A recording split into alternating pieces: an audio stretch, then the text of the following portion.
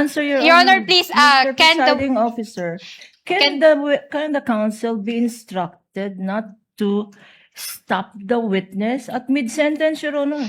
Your Honor, please, can the witness be directed? You just answer with yes or no. The counsel has her time to ask clarificatory questions Your later Honor, during not all redirect, Your questions. Honor. Not all questions can be answered by yes I am or on no. cross, Your Honor, please. Counsels. Never mind if you're on cross. There are limits to cross-examination. Misleading questions are not allowed They on are cross. allowed. I don't Counsels, think I need to lecture please. you that. However, the more important manifestation that I would like to make today, Your Honor, is in relation to a social media post that I happened to see. And this was posted at 11:29 a.m. by one of the private prosecutors, Attorney Amando Virgil Ligutan, posting that a principal or lawyers and law students know by heart misleading questions are not allowed even in cross-examination. Now, this was posted and picked up by Inquirer.net at 11:29 a.m. today. And I surmise that this has something to do with the exchange between the private prosecutor, Attorney Kapunan, and the defense counsel, Attorney Ferrer, on the matter of the cross-examination question that Attorney Ferrer asked the prosecution's witness. And I have here a transcript because I find it troubling that a private prosecutor would do this in the middle of a courtroom hearing. Because as far as I'm concerned, impeachment court is also a court of decorum. And the rules on impeachment under Rule 18 actually prohibits participants, especially lawyers, from commenting about the merits of the case. Now, one may argue that this isn't about the merits of the case, that he probably was just commenting about what ought or ought not to do in a cross-examination, but we're not naive. What the private prosecutor is talking about. He's here. He can explain it. He can explain himself if the presiding officer so desires. But I really just find it in bad taste to do this at this time.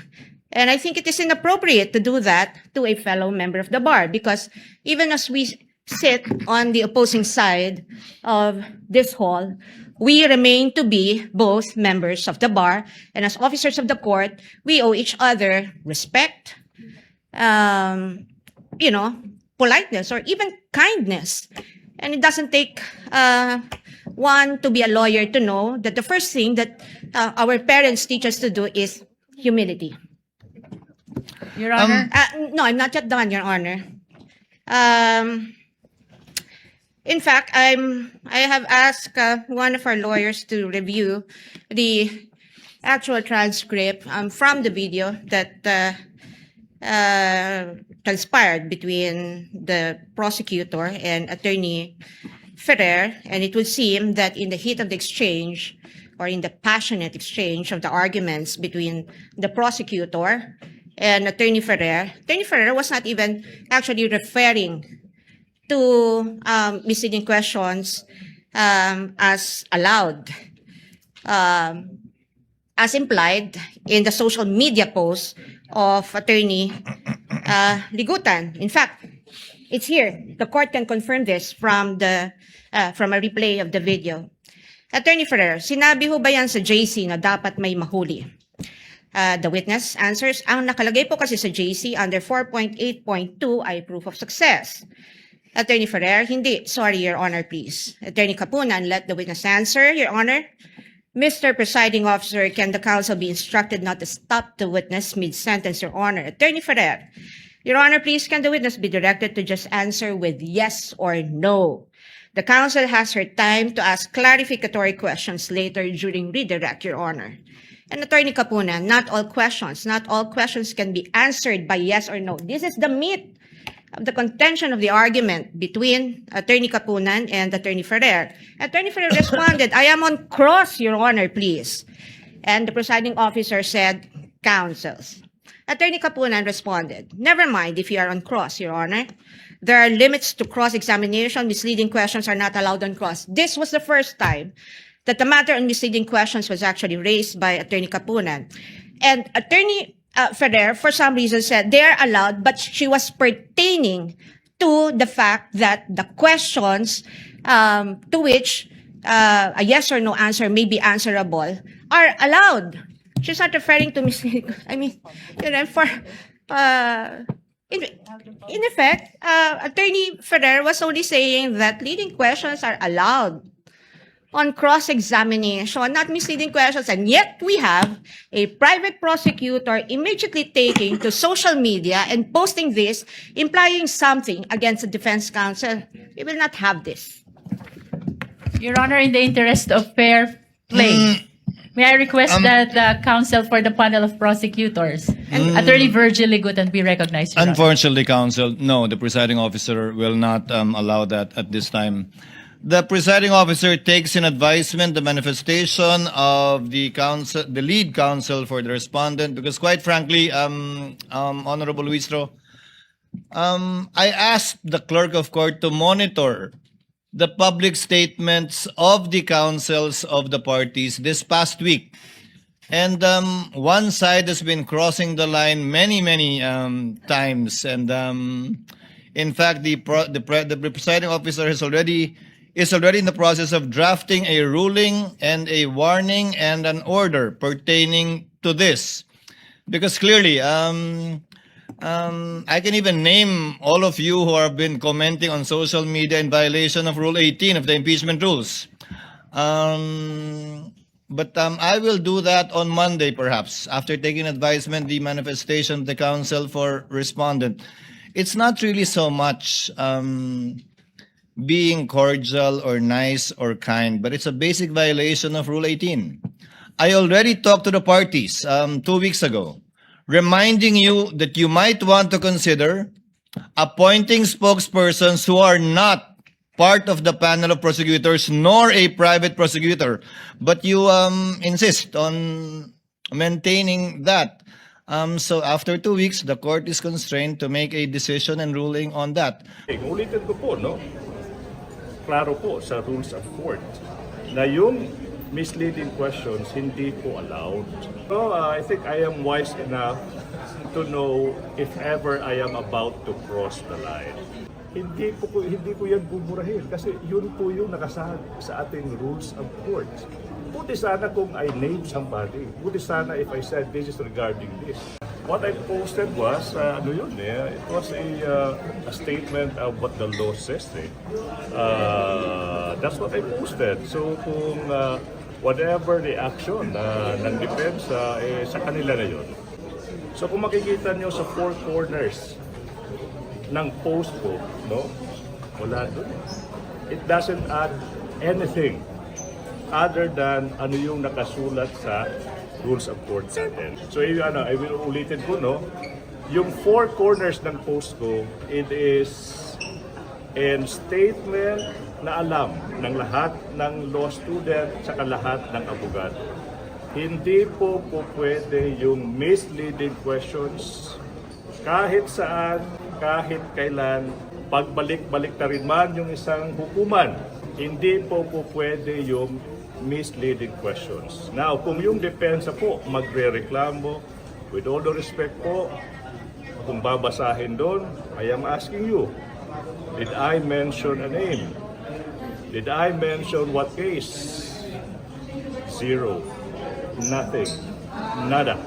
So yung reaction, if they felt alluded to, sa kanila na po yun. This is the question now. If you post something like due process is found in the Constitution, is there anything illegal to that? Just because nagpa-participate tayo sa trial, hindi po tayo pinagbabawalan to post ano yung sinasabi ng batas. So long as hindi po tayo nagdadagdag ng pangalan, ng value, or even interpretation. I could have understood the problem kung sinabi ko doon ano yung interpretasyon ko sa batas. I didn't interpret anything. Pero yung timing, attorney. Okay, yun na yun. Yung timing is, I could post that anytime. You know what I mean? You know what I mean? I could post it anytime. Ulitin ko po. Klaro po sa rules of court. Isang bagay po. Yun po yung tinuturo ko sa aking mga estudyante. So parang sa akin, by just stating ano yung nasa rules of court, ulitin ko, without naming any person, without putting the context or hinting to that I'm alluding to anybody. With all respect po, this is a free country. Hindi po bawal mag-posts on one thing.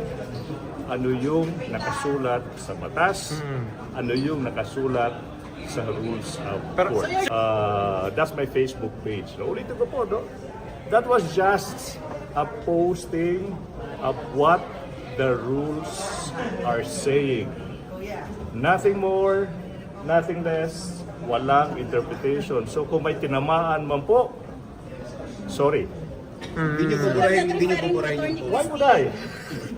Buburahin ko ba? I mean, hindi po allowed ang misleading question. Hindi ko yan buburahin kasi yun po yung nakasaad sa ating rules of court. Buti sana kung I name somebody. Buti sana if I said this is regarding this. Ramdam ko yung pag-iyak, ramdam ko yung pighati, ramdam ko yung hinagpis ng depensa dito po sa pagrereklamo nila. Doon po sa mga binanggit po. Ba't kayo tatawa? Doon po sa mga binanggit po ng depensa.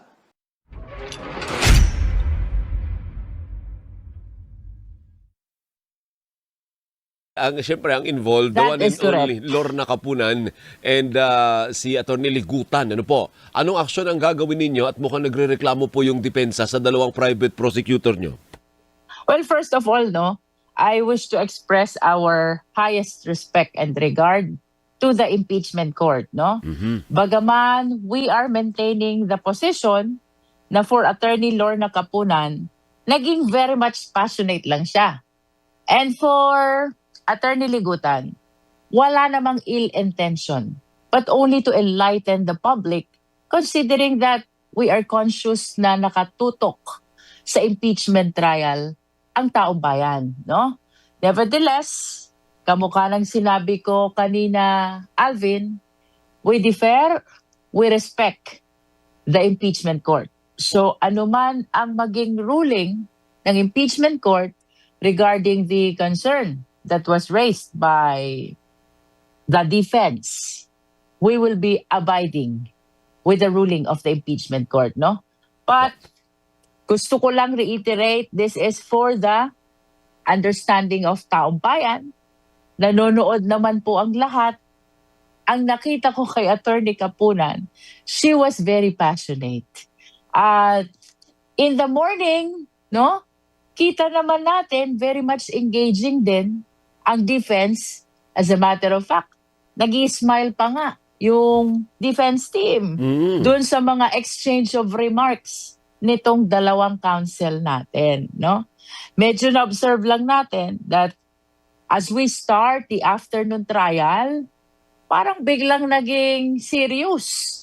Not only serious, mukhang quite low-spirited din, no?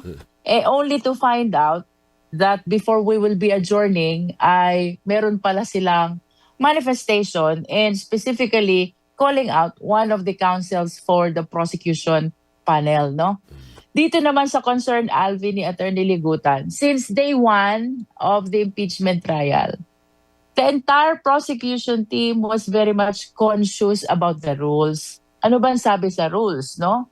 Ang sabi sa rules, do not comment on the merits, no? Merits daw. So kapag procedural, and that includes the issue on misleading, ang tanong namin, meron bang violation? We maintain the position there is none. So long as procedural ang nagiging subject matter ng comment mo and you are not dwelling on matters concerning the substance which will later on ay i-consider ng senator judges in voting in this impeachment trial. We maintain that there is no violation. Nevertheless, ang kapangyarihan ay nasa impeachment court. But along this line, gusto sana namin ng enlightenment, ng guidance. When does the comment constitute violation of the prohibition? And when does the same does not constitute? Kasi ang hirap din, Alvin, on our end, na we are representing the Filipino people. We are representing the institution, the House of Representatives, no? And we will not be giving satisfaction to the questions ng ating mga kababayan.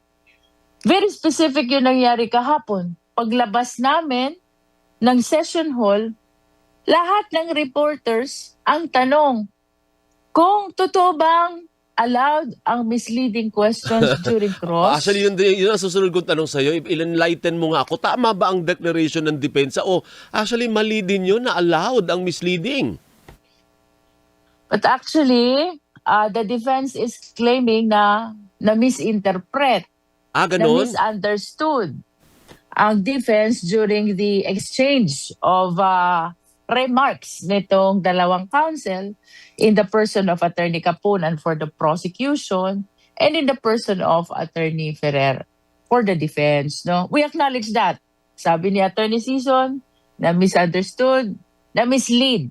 Kaya lang, Alvin, in the face of so many reporters demanding for answer kung allowed ba sa cross ang misleading, hindi mo ba sasagutin yun? I think it is incumbent upon any lawyer na bigyan mo ng enlightenment ang taong bayan, no? Hindi na lang ito usapin ng party ka ba doon sa impeachment trial. I think for anyone who has knowledge in law, who has knowledge about the procedure, it is incumbent upon you to explain, no? Kasi very alarming yun eh. And apparently, yun ang na-pick up ng publiko. Diba? Hindi, sinabi That nila is yun, one- Kong eh. I mean, Yeah. may soundbite talaga na sinabi niya yun eh. Kinililinaw And niya lang ngayon na hindi yun yung minimin niya. Yeah. Pero sinabi And niya. and despite the claim, Alvin, na misunderstood, no? Yun ang appreciation ng public. Kaya nga. Diba? Mukhang hindi lang naman kami ang naging gano'n ng appreciation. I think all the people who are watching, most Yes. especially the reporters, yan ang naging appreciation. Now, in the face of the public insistence na makakuha ng kaliwanagan dito sa katanungan na ito, malibang sumagot. Di ba? Malibang Yeah. sumagot. Let us always remember this is a constitutional process. This is the ultimate redress given to the electorate against erring public official. What is at stake is public interest, not my interest, not the interest of the parties, but the public interest. Malibang bigyan ng kaliwanagan ang katanungan ng taong bayan kung tama ba na allowed ang misleading sa cross? As a matter of fact, Alvin, hindi siya allowed at any stage of the proceeding. So mali siya, Well- mali si Attorney, ang pangalan nun? Attorney Christine, mali siya doon. Kaya lang, hindi pala yun yung ibig niyang sabihin. Misspoken lang Maybe. yun. Oo, yun. Maybe, sabihin na natin, misspoken Oh. yung kanyang mga utterances. Apo. But the thing is, yun ang narinig sa kanya. Tama And so naman. the people reacted, the public reacted, and the prosecutors were asked, no? So, ang maliwanag po, without particular reference sa nangyari sa trial kahapon, ang maliwanag po, ang misleading questions po ay ipinagbabawal, whether direct, whether cross, whether redirect, whether recross. At any stage of the proceeding, misleading questions are not allowed. That is without reference to what happened yesterday. Apo, one last, So, after that incident, Attorney, Congresswoman, pagsasabihan nyo na ba ang private prosecutor? Kasi remember, under po kay Luis Tro ang mga private nagsabi naman po sila dati pa na we are under the direction of the Public public prosecutors. prosecutor, ano po. So with what happened, pagsasabihan ba, ititemper na ba nila ang kanilang passion o hindi, hayaan mo sila, tama naman ang ginagawa ng private prosecutor eh. Anong action ang gagawin after the incidents kahapon? Well, we need to come up with a team's decision, no? Kami naman sa prosecution. Notwithstanding the fact na may lead, notwithstanding that private prosecutors are under the supervision of the private prosecutors. Consultative kami, Alvin, no? So, we will be discussing this among ourselves and come up with the team's position, which we will be manifesting in the coming trial this Monday, no? Opo. Importante, palagi nating pinag-uusapan ng due process. Mm-mm. Ang dami nang nasabi ng defense, may pronouncement din ng impeachment trial. Karapatan din po na marinig naman ang side ng prosecution. I tried yesterday to request for recognition of the named counsel for the panel of prosecution, si Attorney Virgil Legutan, because it is his right na magpaliwanag, marinig ang side niya after he was called out by the defense. Pero narinig natin ang presiding officer that he will be given a chance on Monday. May mga pronouncements din ang presiding officer, ang impeachment court, tungkol sa mga naging demeanor ng prosecution team, concerning that rule prohibiting making comments on the merits, no? And we intend to make a manifestation on our position as well. But at the end of the day, Alvin, let us remember, no, that the prosecution team differs so much to the impeachment court. Ano man ang maging ruling ng impeachment court after we have manifested our position, we will abide with the ruling of the impeachment court. Very good. Maraming salamat. Well spoken. Ayan ha. Yes. Good morning, Ang ma'am. problema lang natin dito, baka si Jerville at yung ibang prosecutors ay hindi na talaga magpa-interview. Yan. 'Di ba? Kasi sabihin nila, kung baka masita ako ng impeachment court. Kaya nga. So hindi naman ganun, Congresswoman, ano? Magpapa-interview pa rin po kayo. Well, I think we just need to be very much conscious this time. Conscious naman kami since day one, no? Kaya lang, ang naging parameter talaga namin, if the comment does not pertain to the merits, kung hindi naman ito tungkol sa merito, it will not affect the decision, the would-be decision of the senator judges. I think the same does not constitute violation, no? Kamukha nung naging usapin nga kahapon, misleading questions. Would it affect the decision of the senator judges? Opo. So I yung don't think so. yung isa na lang, yung sub judice does not apply dito sa impeachment trial? Well, our understanding about sub judice, it is anchored also on the, intertwined yung sub judice rule as well as Rule 18 of the Senate Rules on Impeachment, that is prohibition to comments on the merits, no?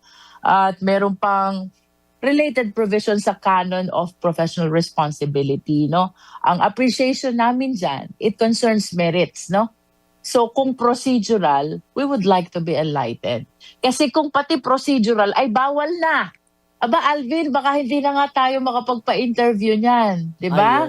And paano naman yung taong bayan? Paano yung publiko who wanted to hear updates from the prosecutors themselves, no? Siyempre, nakikita ng publiko, ng prosecutors mismo yung humaharap. Sana magkaroon din ng guidelines on the implementation of this prohibition. So, we know when the comment already constitute violation. Kailan ba sinasabing comment on the merits yan? At kailan ba sinasabing it does not constitute comment on the merits, no? We are concerned about the public, we are concerned about the media, and we are aware also that it is our obligation, because we are representing the interests of the people, to give them satisfaction on questions pertaining to what is happening in the impeachment trial. Go back to the overarching public interest, no? Yung pong maunawaan yung impeachment trial doon po sa pamamaraan na maunawaan po ng publiko. Isa mo doon sa mga dahilan bakit sinasabi ng mga tao over-judicialized at very lawyerly yung pong pagpapatupad dito pong paglilitis po na ito. Kaya very important po yung lahat ng tagapagsalita, whether for the Senate Impeachment Court, for the prosecution, and for the defense, no? May paliwanag po sa tao in a manner na maunawaan po nila yung pong takbo ng bawat araw ng paglilitis. So ano, doon sa binanggit po natin, statements of facts po yun at pag-unawa doon sa mga proseso mo ng batas. No? So, tingin ko wala ko dapat maging debate doon po sa bagay din dahil nakakatulong po ito doon sa paglilinaw po sa publiko. But, going back to the basically crying moment of the defense, no, kanina sa paglilitis, alam po ninyo, yung pong reklamo nila is not even sub judice kasi yung sub judice supposedly talks about the merits of the case, no? Ang binanggit ko ni Attorney Ligutan in his, social media post, no, ay declaration of a principle of law on misleading questions. So, ibig sabihin, kahit yung standard ng sub judice will actually not apply to him. Kasi nga, he was basically just discussing a legal principle on misleading questions. So, kumbaga, ano ho yung iniiyak-iyak ng depensa dito po sa binabanggit po ni Attorney Ligutan kanina. Para kasing Kong Terry, no, kung ang dating po ng post ni Attorney Ligutan ay parang pinapangaralan niya yung depensa kung ano yung proper way of questioning or conducting a cross-examination. Parang kumbaga ikaw ay profesor, sinabihan mo yung estudyante mo, hindi kanya dapat ang paraan ng cross-examination. Doon ho ata medyo na insulto ang defense, ha? Pero wala naman sila pwedeng sisihin kundi mga sarili po nila. Kasi ano po niya, very clear yung transcript eh. Kaya nga naging meme, naging viral po yung sagot po ni Attorney Ferrer. Kasi nga, it was very clear. Attorney Cesar wanted to provide context as to what she actually replied to. Hindi ba? Pero the burden is not on the prosecution. Why are we being gaslit for speaking about legal principle? Well, in fact, dapat clarify the Attorney Ferrer then and then that yung sinabi niya na this is allowed was not referring to misleading questions but to something else entirely, which was basically clarified by Attorney Sison at the end of the trial today. No? So, ang totoo ho, naghahanap sila ng sisihin nila yung sarili nila. Akala ko ako lang nakaramdam na gaslighting pala yung pagkakaintindi ko dun sa pag-explain ni Attorney Season kanina. But ako, very basic curious question lang ito. Pero para dun sa mga hindi nakakaintindi ng legalist o anong mga proseso kanina, nagigets ko very easy to understand yung leading questions. Diba? Kasi pinupunto mo yung tanong na gusto mo marinig yung sagot. Pero pag sinasabi mo yung misleading question, pwede mo ba akong nililigaw mo yung nililigaw mo yung witness? Ano ba yung konsepto ng misleading question? Hindi, pasimplihin na lang natin, yung misleading question, Mr. Witness, si Rica ba, nakita mo, maiksi yung buhok niya ngayon, Parang gano'n. Ibig sabihin, hindi nakabatay sa aktual na katotohanan, halimbawa, yung tanong. Kasi nga, alam mo na mahaba yung buhok ni Rica, hindi mo yun itatanong, hindi ba? Basically, iniligaw mo yung pagtatanong sa witness. No? So, yun yung basic practical concept ng pong misleading question. Or binigyan mo ng parang false observation na gusto mong mag-agree yung witness do sa false observation na binigay mo. Parang gano'n. Oo. So, yun yung talagang ipinagbabawal. And Attorney Ferrer was basically responding directly to the immediately previous question or statement of Attorney Capuna. Hindi ba? Kaya wala pwedeng masisi dito na kung hindi niya napakinggan na maayos or hindi siya sure sa sagot niya, dapat clarify niya. Meron naman siya karapatang mag-clarify kung halimbawa, mali pa rin pagkakasabi niya na it is allowed. Pwede naman niya immediately sabihin na, no, Mr. Presiding Officer, I made a mistake, ganito. Pero hindi naman niya kaya ginawa Hindi ba? Kaya, kumbaga, which is why you have the result today. She's a meme today. So, no one can actually blame anyone else except themselves as to why they're in this situation today. Pero Kong Terry, yung mga maaanghang na binitawang paninita ni Attorney Season na sinasabi niya na we're all officers of the court here. Kailangan magrespetuhan tayo. Ano ba ibig sabihin nun, Kong Terry? Kahit na kayo ay magkabilang panig, opposing sides, ano bang dapat pagre-respeto ang binibigay nyo sa isa't isa? Hindi, una, babalikan ko, no? Ano po niyo, very interesting po yung process ngayon kasi tinataasan ng boses si Atty. Ferrer, yung witness, yung prosecution, at yung pong presiding officer. Mga kaibigan, nangyari po yun ngayong araw na ito. So, even that is basically an actual question. And to be clear, it is not just, I think it is only Atty. Ferrer that we had encountered this. Kasi for example, nung nagpapresenta naman po si Atty. Poa, parang hayahay naman po lahat. Wala naman kaming objections, wala kaming objections sa kanyang demeanor, wala kaming tanong doon sa manner by which the questions were asked. Hindi ba? So, kumbaga, huwag tayong maghanap ng sisi dito. Doon sa performance ng depensa ngayong araw po na ito. Pero, it is solely on them, no one else. Pero merong observation si Presiding Officer Chief Escudero na magkabilang panig daw or all both sides ay meron na pong linya, no, na nilaktawan. Cross the line, ika nga, sabi ni Senator Presiding Officer Chief Escudero.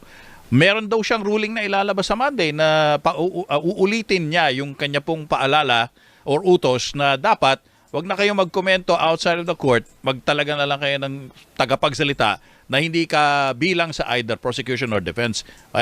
Posible naman po yun, ano, Kong Terry? Wala po tayong problema kung ano yung pagpapasya ng presiding officer, ano po yung pagpapasya ng Senate Impeachment Court. Siyempre, tatalima naman po tayo dyan po sa bagay na yan.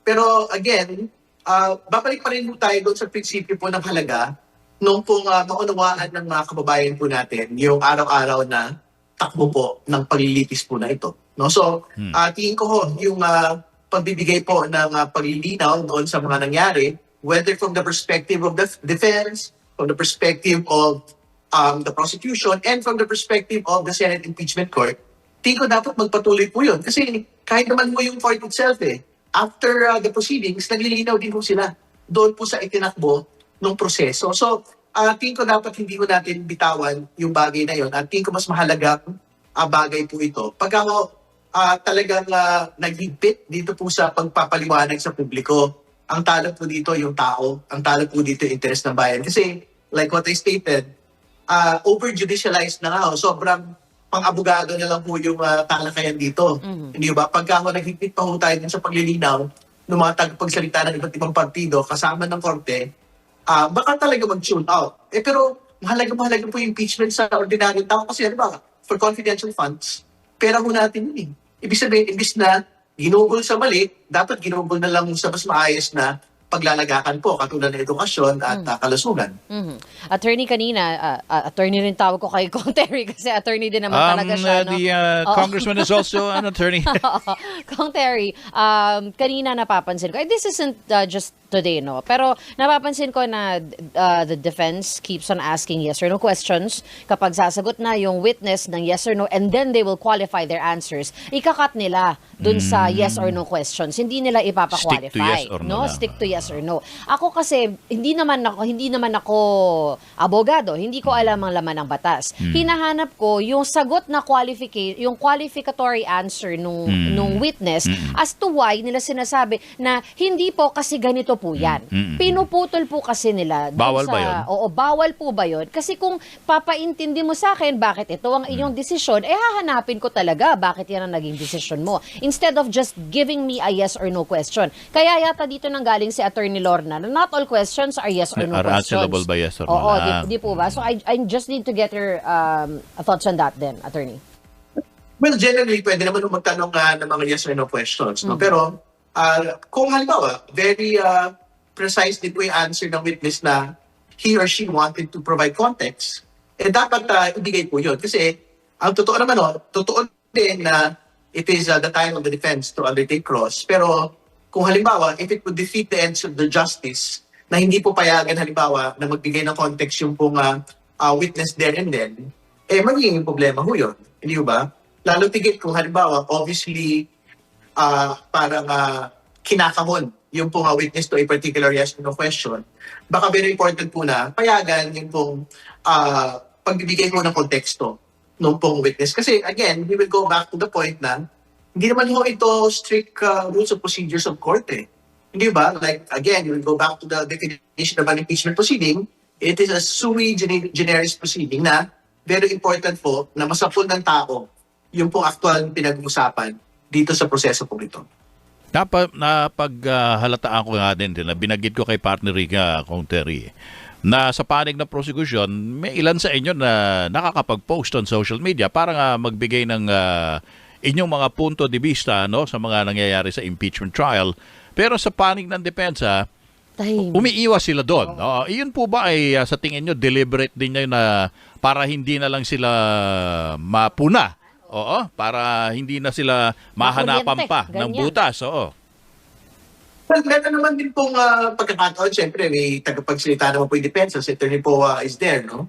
At tingin ko naman ho, yung pong kanyang paglalahad ng mga detalye ay tinatanggap po namin. We don't have objections on the manner by which he has been conducting himself and presenting the case of the defense to the public. So, ano po yun? I mean, pabayaan mo natin ang bawat isa.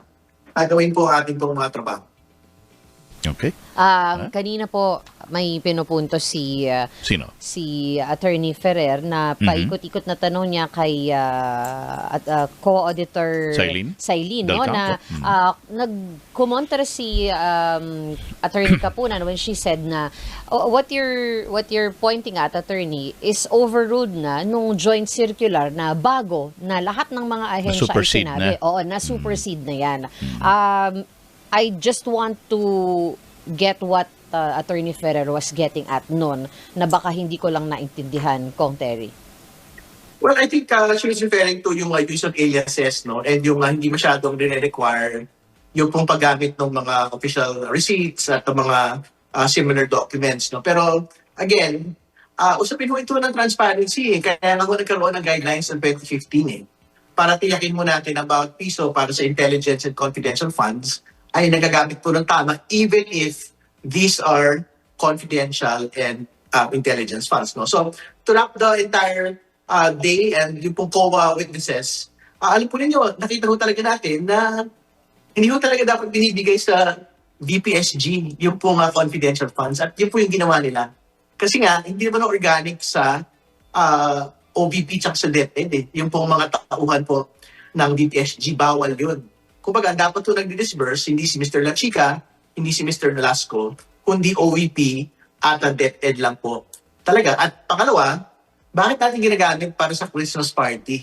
Ito pong confidential funds na ito. Dapat po, kung gusto nila mag-Christmas party, gamitin nila yung pera nila o gamitin mo nila yung general fund ng OVP at saka ng DepEd. Oo. Kaya nga kanina, hinahanapan ko na ng confidential funds yung Supreme Commander namin para sa Christmas party ng Teleradyo. Kahit wala daw pa lang. Oo. Anyway, so Kong Terry, isa rin po na sa napansin ko na dun sa pagtatanong kay Auditor Sailin Del Campo ay yung parang ipinupuntos ng depensa na nakasama sa budget yung confidential funds. Ito ay otorisado ng Congress na ibinigay yung pondo sa Office of the Vice President at sa DepEd, no? So, parang sa akin, parang sa akin ang dating lang kung ito ay binigay ng Kongreso sa Office of the Vice President, malaya siyang gamitin ito at walang illegal sa paggamit noon. Pero sa kabilang banda, iniisip ko naman, kumot ba may congressional approval na binigyan ka ng pondo, you have the leeway to use it any which way you want. Parang ganon. Siyempre, you cannot use it any which way that you want. Kasi nga, very clear po yung guidelines. Hindi mo pwedeng ibigay kung kanino mag-opisina yung pong paggamit ng confidential funds mo. Ibig sabihin, kaya po na-disallow in audit yung pong pagbibigay sa DPSG. Kasi nga, hindi naman po organic ng OVP at DepEd. Ito po mga tauhan po ng DPSG, yung Vice President Security Group, no? At doon pa lang tapos na yung boxing. Misuse na agad yun ng confidential funds. The moment na ibinigay po ni Mr. Acosta, Mr. Fajarda, doon po sa mga tauhan ng DPSG, ito pong pera na ito. Very clear yung pong COA rules dyan po sa bagay na yun. Alam mo, ito lang ang tanong ko pala, partner, no? Tsaka Kong Terry. Mag-iiba kaya yung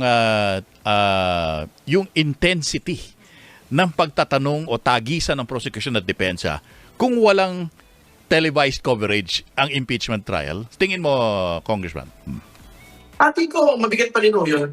Whether you are in full coverage or within closed quarters, closed door. Siyempre, we will still have to prosecute in the best way that we can. And of course, the defense will defend in the best way that they can to provide yung mga results that we would want to get. No? So, siyempre, magnified lang po because you have social media now and you have televised proceedings. Pero, tingin ko naman may cameraman wala. Yan pa rin naman yung magiging position ho namin. At mag-post man kayo o hindi sa social media, ganun pa rin na magiging reaksyon ng taong bayan. Tama ko yun. And again, yung pong pinangahawakan po namin at minamalaki po rito, yung pong halaga ng paglalapit ng impeachment proceedings sa ordinaryo mga mamayan.